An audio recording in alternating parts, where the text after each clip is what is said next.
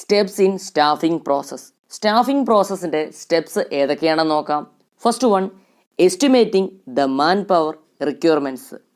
അതായത് നിലവിലെ നമ്മുടെ സ്ഥാപനത്തിൽ എത്ര തൊഴിലാളികളെ ആവശ്യമുണ്ട്, അതുപോലെ തന്നെ ഭാവിയിൽ എത്ര തൊഴിലാളികളെ ആവശ്യം വന്നേക്കാൻ തുടങ്ങിയ കാര്യങ്ങളിൽ നമ്മൾ ആദ്യം തന്നെ തീരുമാനമെടുക്കുന്നു. അതാണ് estimating the manpower requirements. Second one, recruitment. Recruitment എന്ന് പറയുന്നത് ഒരു സ്ഥാപനത്തിലെ ജോലിക്ക് ആവശ്യമായ ജീവനക്കാരെ കണ്ടെത്തുകയും ആ ജോലിക്ക് അപേക്ഷിക്കുവാൻ അവരെ പ്രേരിപ്പിക്കുകയും ചെയ്യുന്നതിനെയാണ് റിക്രൂട്ട്മെൻറ്റ് എന്ന് പറയുന്നത്. റിക്രൂട്ട്മെൻറ്റ് എന്ന് പറയുന്നത് ഒരു സ്ഥാപനത്തിൽ നമുക്ക് ജോലിക്ക് ആവശ്യമായ ജീവനക്കാരെ നമ്മൾ കണ്ടെത്തുകയും ആ ജോലിയിലേക്ക് അപേക്ഷിക്കുവാൻ അവരെ പ്രേരിപ്പിക്കുകയും ചെയ്യുന്നതിനെയാണ് റിക്രൂട്ട്മെൻറ്റ് എന്ന് പറയുന്നത്. Third step, selection. സെലക്ഷൻ എന്ന് പറയുന്നത് റിക്രൂട്ട്മെൻറ്റ് അവസാനിക്കുന്നിടത്ത് നിന്ന് തന്നെ സെലക്ഷൻ ആരംഭിക്കുന്നു. എപ്പോഴാണോ റിക്രൂട്ട്മെൻറ്റ് അവസാനിക്കുന്നത് അവിടെ നിന്ന് തന്നെ എന്താണ്, സെലക്ഷനും ആരംഭിക്കുകയാണ്. അപേക്ഷകരിൽ നിന്നുള്ള അപേക്ഷകളെല്ലാം ലഭിച്ചു കഴിയുന്നതോടെയാണ് സെലക്ഷൻ്റെ പ്രോസസ്സ് ആരംഭിക്കുന്നത്. അപ്പോൾ ആ ഒരു അപേക്ഷയിൽ യോഗ്യതയില്ലാത്ത ആളുകളുണ്ടെങ്കിൽ അവരെ ഒഴിവാക്കാനുള്ള ശ്രമമാണ് സെലക്ഷൻ ടെസ്റ്റിൽ വരുന്നത്. അതുപോലെ തന്നെ ഈ അപേക്ഷകർക്കിടയിൽ നിന്ന് തന്നെ ഒന്നോ ഒന്നിലധികമോ പേർക്ക് ജോലി വാഗ്ദാനം ചെയ്യുന്ന ഒരു പ്രവൃത്തിയാണ് എന്ത്, സെലക്ഷൻ എന്നും പറയുന്നത്. Fourth one, placement and orientation. Placement എന്ന് പറയുന്നത് തിരഞ്ഞെടുക്കപ്പെട്ട ഒരാളെ ജോലിയിൽ പ്രവേശിപ്പിക്കുന്നതിനെയാണ് പ്ലേസ്മെൻറ്റ് എന്ന് പറയുന്നത്.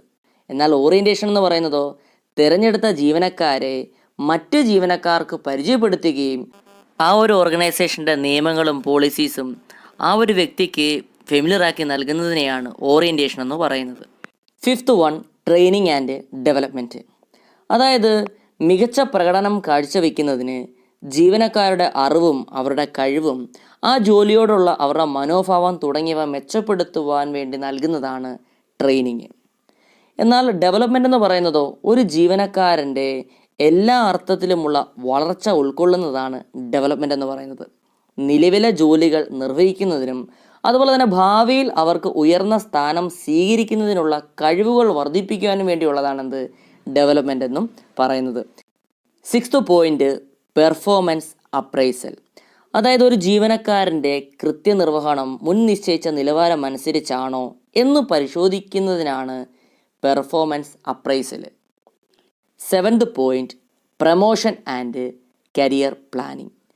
അതായത് ഒരു ജീവനക്കാരനെ ഉയർന്ന സ്ഥാനത്തേക്ക് മാറ്റുക എന്നതാണ് പ്രമോഷൻ എന്ന് പറയുന്നത്. സ്പെഷ്യലൈസേഷൻ ഉപയോഗപ്പെടുത്തുവാനുള്ള അവസരം നൽകുകയും ഒരു ഓർഗനൈസേഷനിൽ വളരുവാൻ അവരെ പ്രോത്സാഹിപ്പിക്കുകയും ചെയ്യുന്നു.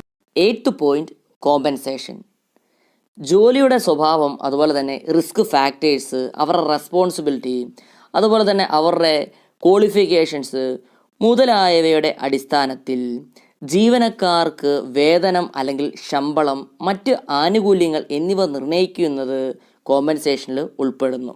തൊഴിലാളികളെ മോട്ടിവേറ്റ് ചെയ്യാനുള്ള മാർഗമാണ് ഇത്.